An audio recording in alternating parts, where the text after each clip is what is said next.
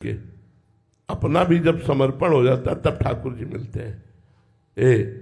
अन्न ठाकुर जी को भोग लगा के पाओ, जल ठाकुर जी का नाम लेके पियो, और घर परिवार की सेवा करो और नाम जप करो और उनसे प्रार्थना करो कि आप अपने मिलन की चाह पैदा कर दो। बिना चाह के भगवान नहीं मिलते। रुदु सुस्वरम राजन कृष्ण दर्शन लालसा, भगवान के दर्शन की लालसा, मिले ही न रघुपति बिनु अनुरागा, किए कोटि जप जोग विरागा।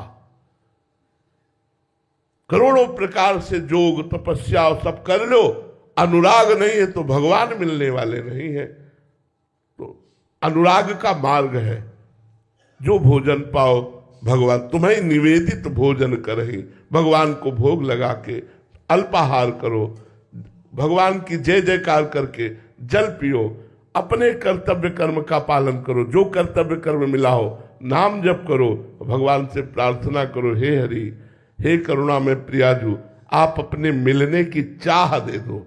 चाह ऐसी जैसे भूखे पुरुष को भोजन के सिवा कुछ अच्छा नहीं लगता, ऐसे ही हरि की चाह जिसके हृदय में हो जाती है, नहीं खान पान ते भावे है, नहीं कोमल वसन सुहावे है, सब विषय लगे ते खारा है, हरि आशिक का मग्न आ रहा है। ब्रह्मादिक के भोग सब विषम लागत ताई, नारायण ब्रज चंद की लगन लगी है जाए। पहले लगन लगाओ, अगन पैदा करो भगवान के मिलन की। ये सब बहुत से जीव ऐसे हैं जो वायु पीकर रहते हैं, बहुत से ऐसे जीव जो मिट्टी खाकर रहते हैं, बहुत से ऐसे जीव जो फलाहार करके रहते हैं, बहुत से ऐसे जीव जो जलाहार करके रहते हैं। इन सबको भगवान मिल जाते क्या? मिले क्या? नहीं मिलते। भगवान मिलते हैं अनुराग से, और अनुराग प्राप्त होता है साधन चलो। जो गुरुजनों ने साधन मार्ग बताया उस पर दीर्घ काल तक चलो, तब अनुराग प्राप्त होगा और भगवान की प्राप्ति हो जाएगी। ये ऐसे हठ से कि हम आज पानी छोड़ दें, हम ये छोड़ दें, वो छोड़, इससे कुछ नहीं होना। शरीर बेकार हो जाएगा, शरीर बेकार हो जाएगा, रोगों से ग्रसित हो जाओगे, कुछ नहीं होने वाला। इसलिए सावधानी से चलो, साधना करो और भगवान से अनुराग प्राप्ति की याचना करो कि अपना प्रेम दे दो। वो ठाकुर जी प्रेम दे दे तो भगवान मिल जाएंगे। मिले न रघुपति बिन अनुरागा। हाँ, राम ही केवल प्रेम प्यारा, जान ले सो जान निहारा। ए जानने वाले, जान लो तो इतनी बात जान लो कि भगवान को केवल प्रेम प्यारा है, प्रेम से भगवान प्राप्त होते हैं। गिरजा ते समाज में रहूं, अवसर पाए बचन कहूं, हरि व्यापक सर्वत्र समाना, और प्रेम ते प्रगट होय में जाना। प्रेम, प्रेम ढाई आखर प्रेम के पढ़े सो पंडित होए। प्रेम वो भगवान के भजन से, भगवत साधना से प्रकट होता है। ऐसे हट करने से कुछ नहीं होता। बेकार परेशान मत हो, साधन पद्धति से चलो तो अनुराग प्रकट होगा और भगवान की प्राप्ति हो जाएगी। गुंजन जी भिलाई से, राधे राधे महाराज जी। महाराज जी, सारे कर्म जो अंतःकरण के अहम धर्म में होते हैं, हमने उसे स्वीकार कर लिया है। जिसमें अनंत जन्मों के संस्कार हैं, तब साधक प्रभु का आश्रय लेता है। तब साधक का पूर्ण आश्रय न होने के कारण, जो अनंत जन्मों के संस्कार के कारण जो गलत होते हैं न चाहने पर भी, तब उसे उस स्थिति में साधक हार जाता है। महाराज जी, तब साधक क्या करे कि उस स्थिति में पूर्ण शरणागति हो? देखो, हारना तो नहीं है, इतने पूर्व संस्कार बलवान नहीं कि हमारे भजन को रौंद पावे।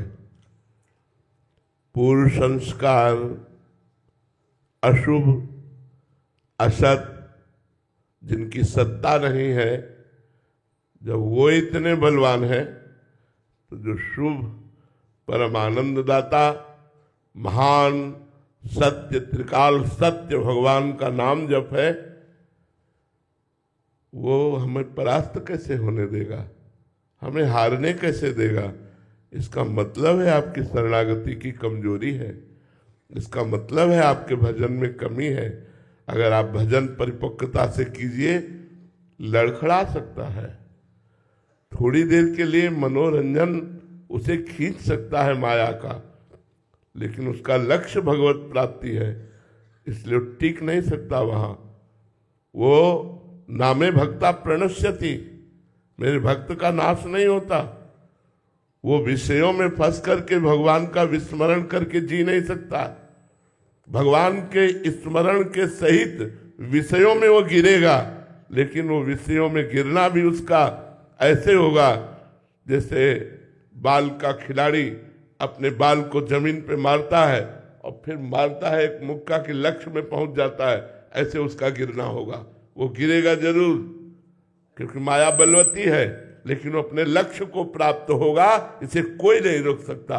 तो हारना नहीं है, निराश नहीं होना, उदास नहीं होना, हमें कमर कसना है, घुटने टेक गए, फिर खड़े हुए और दौड़ पड़े भगवान की तरफ। फिर नाम कीर्तन, नाम जप, भगवत लीला कथा अनुराग, यही हमें जिताएगा। हमें हारना नहीं। अगर हार गए तो हमारा जन्म व्यर्थ चला जाएगा। विषय बलवान है, मानते हैं, पर भगवान से बलवान नहीं है। जब नाम भगवान को अधीन कर सकता है तो विषयों को क्यों नहीं अधीन कर सकता। नाम जप करो, खूब नाम जप करो, उत्साह पूर्वक नाम जप करो, धैर्य पूर्वक नाम जप करो। अगर ऐसा ना होता तो हम लोगों का जीवन बर्बाद हो गया होता, हम लोगों का जीवन बर्बाद हो गया होता। लेकिन भगवान की कृपा से आबाद हो गया, बर्बाद नहीं हुआ, आबाद हो गया। याद है तो आबाद है, और भूला है तो बर्बाद है। अगर भगवान को भूल गए तो निश्चित तुम परास्त हो जाओगे। यदि भगवान का स्मरण चल रहा है तो आपसे निश्चित कहते हैं, माना वो मुझे झुका देगा लेकिन मुझे नष्ट नहीं कर सकता। क्षिप्रम भवति धर्मात्मा, बहुत जल्दी उसे धर्मात्मा और महात्मा भगवान बना देंगे, क्योंकि भगवान की शरण में है। अपने लोगों के लिए भगवान ने बहुत बड़ा ढांढस बंधाने वाली बात कही। अपिचेत सुदुराचारो भजते माम अनन्य भाग, साधुरेव समंतव्य सम्यक व्यवसिता हिस्सा। उसने सम्यक बुद्धि से मेरा आश्रय ले लिया अनन्य भाव से, पर है दुराचारी। अपिचेत सुदुराचारो, सांगोपांग दुराचार करने वाला, मैं उसे महात्मा बनाऊंगा, क्योंकि मेरी शरण में आ गया। करो सद्य ते साधु समाना। इसलिए ये शब्द तो हमें अच्छा नहीं लगेगा कि आप निराश हो जाए, हताश हो जाए, परमार्थ से हार जाए, ऐसा नहीं हो सकता। ये शब्द ठीक नहीं है। हम करोड़ बार हारेंगे, लेकिन हर बार उठकर भगवान की तरफ ही भागेंगे। देखते हैं माया जीतती है, मायापति की शरणागति। हमारी विजय होगी, क्योंकि भगवान के वचन है, नामे भक्ता प्रणश्यति, मेरे भक्त का नाश नहीं हो सकता। इसलिए हम भगवान की शरण में होकर खूब नाम जप करें, चिंता न करें, निराश न हो। ये जीवन में सबके आता है। ऐसा थोड़ी है कि कुश्ती में सदैव विजयी ही रहता हो। नहीं नहीं, कभी कभी दाव चूक जाता है, धोबिया पछाड़ दूसरा भी मार देता है। तो काम क्रोध ये महाबली है, ये भगवान के बल से बलवान है, कोई साधारण नहीं है। प्रद्युम्न के रूप में कामावतार ही तो है, भगवान का लड़का बना है आकर के, काम ही तो है।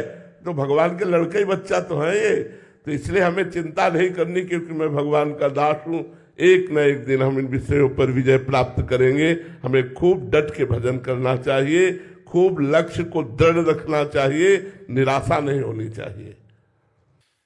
सैम विरक जी, यस राधे राधे महाराज जी। महाराज जी, जब जीवन में दुख और कठिनाइयां आती हैं तो उन्हें कर्म का फल मानकर कैसे स्वीकार करें बिना मन टूटे? नाम जप के द्वारा। ये बड़ा आनंद रहता है। नाम जप करते हो, कर्म फल भोग आता है, निपट गया, निपट गया, गया, निपट गया, अब और पवित्र हो रहा है हृदय, बहुत आनंद आता है। हम कर्मफल भोग रहे तब आपको कह रहे हैं, बहुत आनंद आता है। बिना टूटे और बिना दुखी हुए हर समय आनंदित रहता हूं।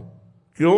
क्योंकि भगवान का स्मरण चल रहा है। तुम्हें खास बात बता रहे हैं, भगवान का स्मरण चल रहा है, इसलिए मेरे हृदय में इतना आनंद रहता है कि शायद है विश्व का कोई भी सुखी पुरुष, स्वस्थ पुरुष, पदाधिकारी भी उतना आनंद नहीं होगा जितना मुझे आनंद है। अब वो थर्मामीटर तो है नहीं कि मैं डाल के तुम्हें दिखा दूं कि देखो इतने डिग्री में आनंद है। जो दंड देना चाहिए वो दंड देते हुए भी हम बिल्कुल आनंद में रहते हैं। तो हम वही आपको सबको बताना चाहते हैं कि एक होता है पढ़कर प्रवचन करना और एक होता है जी कर प्रवचन करना। हम आपको जो बोलते हैं अपना जीवन बोलते हैं, अपना जीवन बोलते हैं। इसलिए भारी से भारी दुख में भी भगवान का स्मरण करना और सब दुखों को नष्ट करके एक आनंद में रहना, ये कला अध्यात्म सिखाता है। महाराज जी आप तो बचपन से लगे हैं और मतलब आपका चित्त लग चुका है। अभी हमने तो आपके सुन के शुरू ही किया। हाँ, ये समस्या है, ये समस्या है। हम मानते हैं इस बात को, ये समस्या बहुत बड़ी समस्या है, क्योंकि आपने अपने मन को प्रभु में नहीं लगाया और दुख आ गया। अब प्रभु में लगाना बड़ा कठिन है, क्योंकि पूर्वाभ्यास संसार का आसक्त मन विषयों में और व्यक्तियों में, पदार्थों में जा रहा है, और यहाँ पूर्वाभ्यास भजन का है। तो कैसी भी परिस्थिति हो, भजन ही भगवान की कृपा से, गुरु कृपा से साथ देता है। तो ये बात है। इसीलिए अभी बता दीजिए अभी कैसे सरल। राधा राधा राधा, आज से जुड़ जाओ। जिस स्टेशन पर डिब्बा है उसी स्टेशन पर इंजन है, इंजन से डिब्बा कनेक्शन कर ले तो जहां इंजन जाएगा वहां डिब्बा पहुंच जाएगा। आज से जुड़ जाओ, वृंदावन में इंजन है, यहीं से जुड़ जाओ, तुम डिब्बा हो, मैं परिवार सहित कल्याण हो जाएगा। राधा राधा राधा राधा। हमारी बात मान लो, ये एक हवा आई है, इसमें जितने बह गए। एक हवा आई है, एक समय भगवान ने दिया, एक भगवान ने कृपा की है। इस समय जो जन हमारी बात मान लेगा कल्याण को प्राप्त हो जाएगा। पक्की बात समझ लो, ये भगवान की कृपा से एक हवा आई है जो तुम्हारे मंगल के लिए है, और हवा निकल गई फिर निकल गई।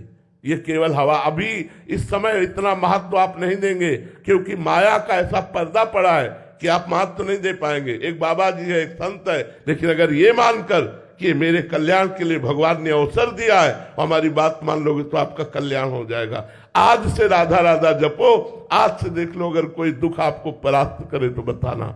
एक अद्भुत आनंद, एक अलौकिक आनंद बना रहता है। लोक परलोक सब शून्य नजर आते हैं।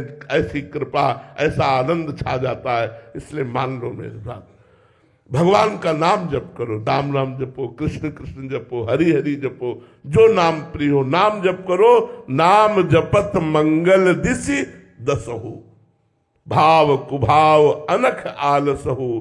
नाम जपत, हम आपको बताए, हमारे में जब कष्ट रहता है तो हम ऐसे देखते हैं कि आग यहां लगी है और हम एसी रूम में यहां बैठे हुए हैं।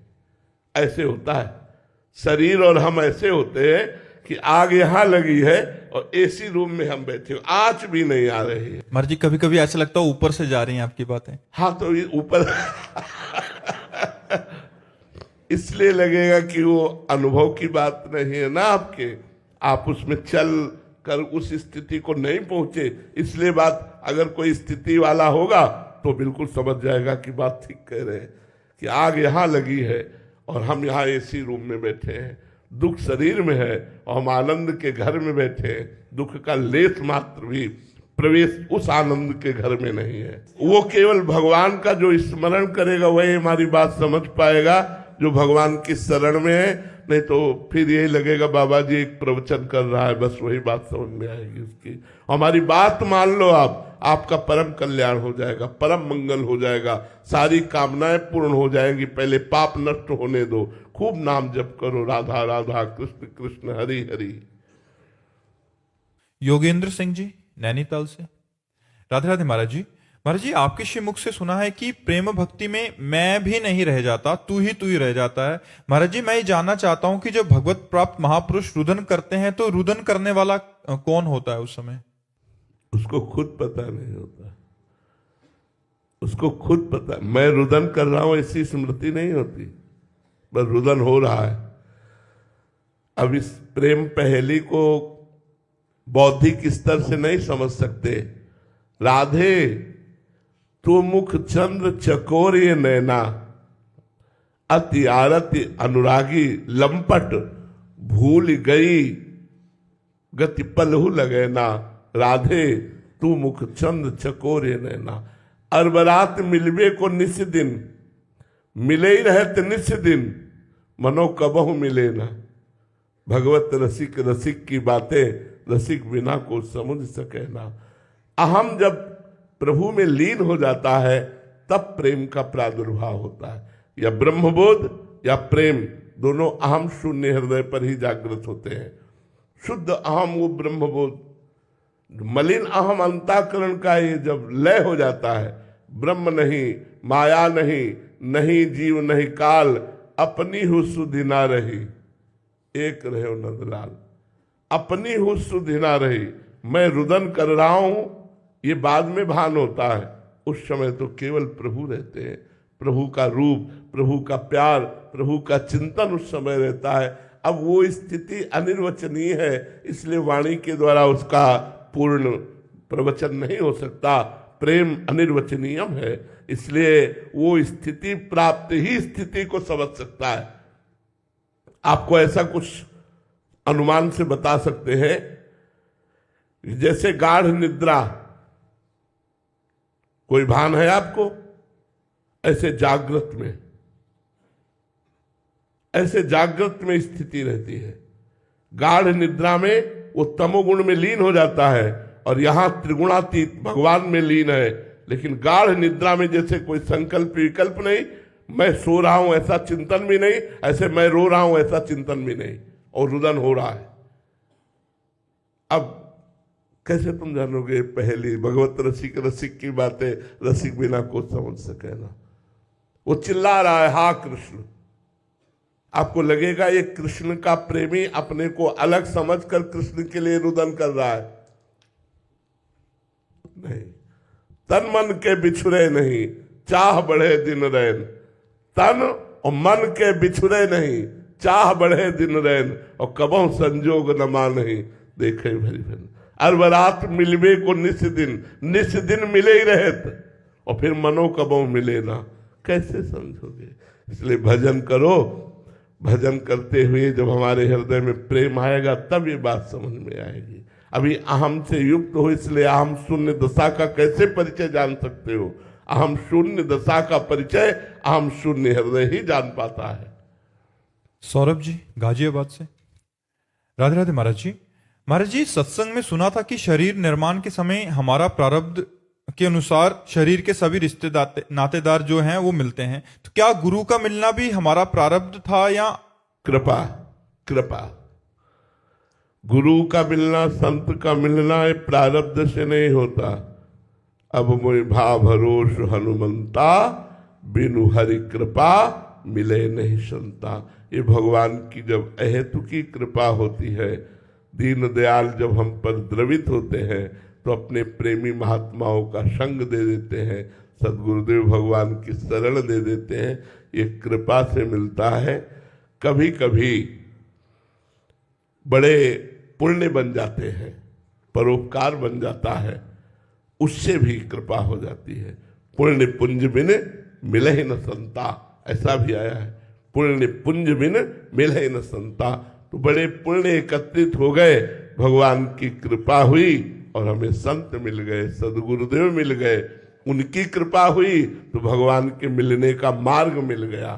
भगवान के मिलने का हमें जो सतमार्ग है वो संत और सदगुरुदेव से मिलता है, और भगवान से हमें संत और सदगुरुदेव मिलते हैं। श्री राधा वल्लभ लाल की। ऋषिराज मेहर जी ओडिशा से। राधे राधे महाराज जी।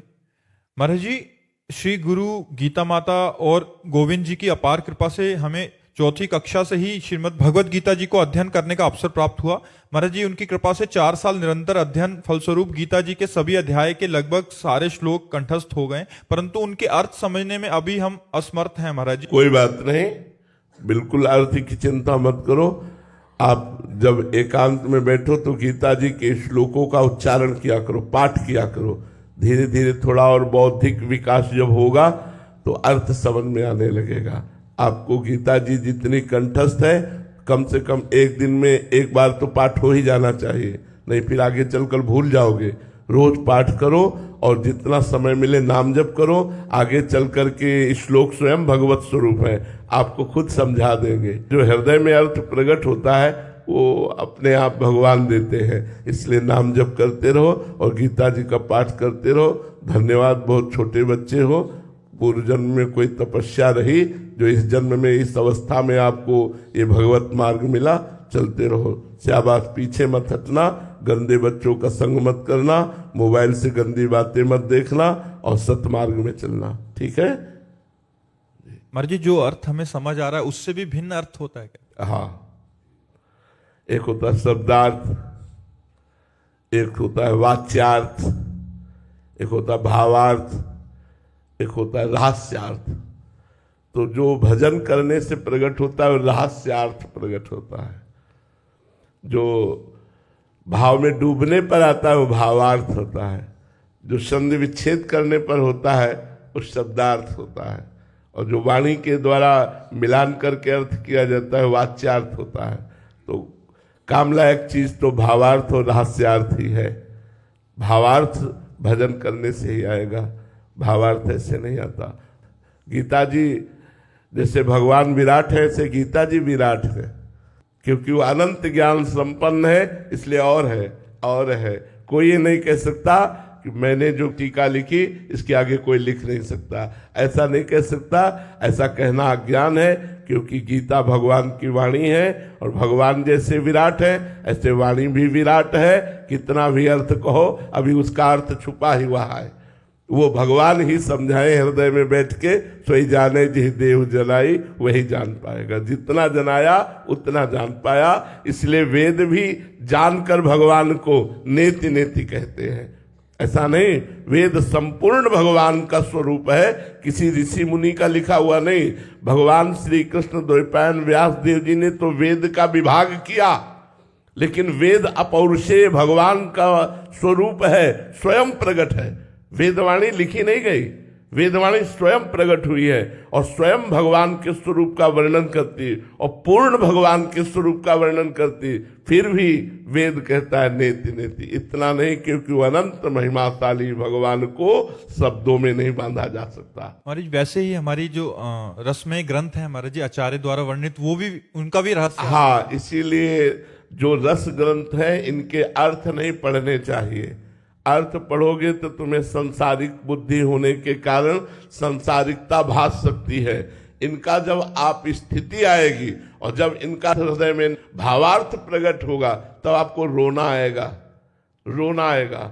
अभी तो सांसारिकता नजर आ सकती है, जो प्रियालाल की केली है, विलास है। तो इसीलिए चतुरासी जी, केलीमाल जी, महावाणी जी इनके अर्थ को ना पढ़े, चतुरासी जी का गायन करे, सिद्ध मंत्र है। जब ये अपना प्रभाव दिखाएंगे, फिर अर्थ का जब संयोग होगा, तब जो आनंद की अनुभूति होगी वो अलग।